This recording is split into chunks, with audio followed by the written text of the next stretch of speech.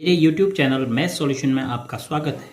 यदि आपने अभी तक चैनल को सब्सक्राइब नहीं किया है तो प्लीज़ चैनल को सब्सक्राइब कर बेल आइकन का बटन जरूर प्रेस कर लें, जिससे कि गणित के किसी भी प्रश्न पर बनने वाली वीडियो अपलोड होते ही नोटिफिकेशन के द्वारा आप तक शीघ्र पहुँच जाए।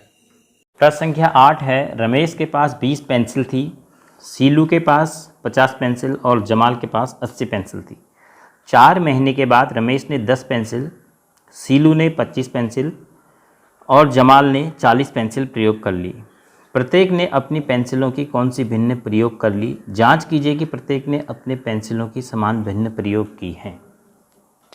देखो शुरुआत में सभी के पास कितनी कितनी पेंसिल थी? रमेश ने प्रयोग की। रमेश ने कितने प्रयोग की? 10 पेंसिल प्रयोग कर ली हैं 20 में से, तो भिन्न में हो गया 10/20। तो इसको सरलतम रूप में लाएंगे तो 10 एक्का 10, 10 दूना 20, तो काट के 1/2 मिलेगा। उसके बाद सीलू के पास 50 पेंसिल थी, तो सीलू ने कितनी प्रयोग की हैं? 50 में से 25 पेंसिल प्रयोग की हैं सीलू ने, तो भिन्न में लिखेंगे तो सीलू ने प्रयोग की 25/50, 50 में से 25, तो 25 एक्का 25 दूना, तो ये भी आ गया आपके पास 1/2। फिर उसके बाद जमाल के पास 80 पेंसिल थी और जमाल ने 40 पेंसिल प्रयोग कर ली हैं, तो जमाल ने प्रयोग की बराबर 40 पेंसिल कितने में से बटे 80, तो 40 एक्का 40, 40 दूना 80, 1/2। तो सभी ने अपने पेंसिलों की कौन सी भिन्न प्रयोग कर ली हैं? 1/2। तो जांच करना है क्या प्रत्येक ने अपने पेंसिलों की समान भिन्न प्रयोग की? बिल्कुल 1/2, 1/2, 1/2। तो आप क्या लिखोगे? हाँ, प्रत्येक ने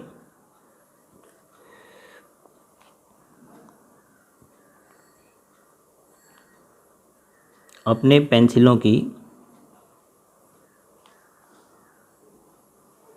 समान भिन्न प्रयोग की। समान, सभी भिन्नों के रूप में समान है।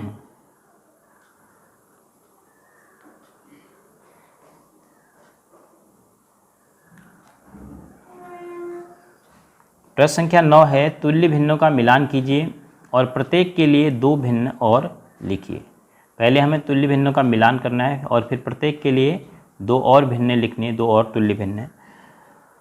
250/40।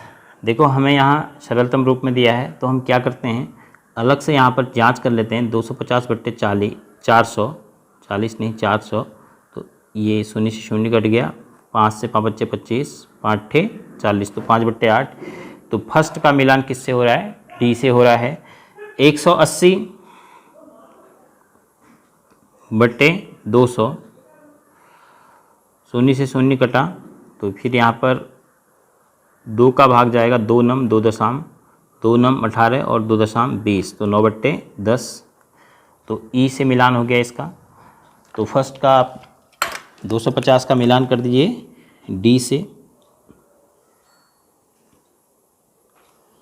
उसके बाद 180/200 का मिलान कर दीजिए ई से। फिर 660/990। देखो 11 के पहाड़ में दिख रहा है आपको, 11 छक 66, 11 नम 99, फिर 3 से कट जा रहा है, 3 दूना 6, 3 तिया 9, 2/3। तो पहला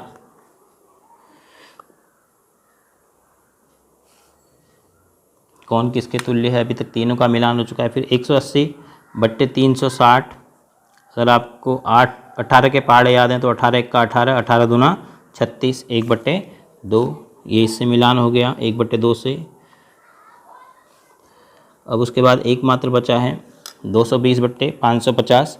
इसका मिलान बी से होगा 220/550।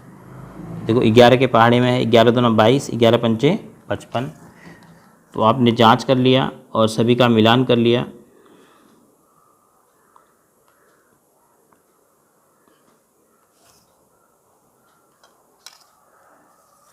तो अब प्रत्येक के लिए हमें 2 भिन्न और लिखनी है।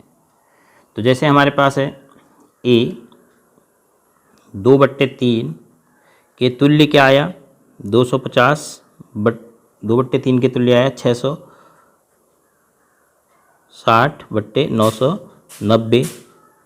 तो इसके लिए हमें 2 और भिन्नें लिखनी है, तो हम 2 से ही शुरू कर देते हैं। 2 को 4 से गुणा कर देते हैं, 2 चक्को 8, 3 को भी 4 से गुणा करेंगे, 3 चक्को 12 है। फिर 8 को भी गुणा कर सकते हैं, 8 दूना 16, 12 दूना 24। इस प्रकार हमें और 2 तुल्य भिन्नें मिल गई। फिर बी भाग में 2/5 है, मिलान करने पर हमें मिली है 2/5, 220/550। 2 और भिन्नें लिखनी है, तो इसको गुणा कर देते हैं 5 से, 2 पंचे 10, बट्टे 5 बच्चे 25। फिर इसको गुणा कर देते हैं 3 से, 10 तियाँ 30, 25 तियाँ 75। अंश को और हर को बराबर संख्या से आप गुणा करेंगे तो आपको तुल्य भिन्न मिल जाएगी। फिर सी में 1/2 मिलान करने के बाद जो हमें भिन्न मिली थी 180/360। हम इसमें 10 से भाग देके इसको 18/36 भी लिख सकते हैं, और भाग देके अगर लिखना है तो फिर इसको हम 9 से भाग दे सकते हैं। 9 दूना 18 और 9 चौक यहाँ भी 9 चौको 36। तो भाग देके भी हम तुल्य भिन्न प्राप्त कर सकते हैं, और छोटी भिन्न को गुणा करके भी हम तुल्य भिन्न प्राप्त कर सकते हैं। डी है 5/8, मिलान करने के बाद जो तुल्य भिन्न मिली थी वो थी 250/400। अब अगर हम इसके शून्य काट देते हैं तो क्या मिलता है हमें 25/40,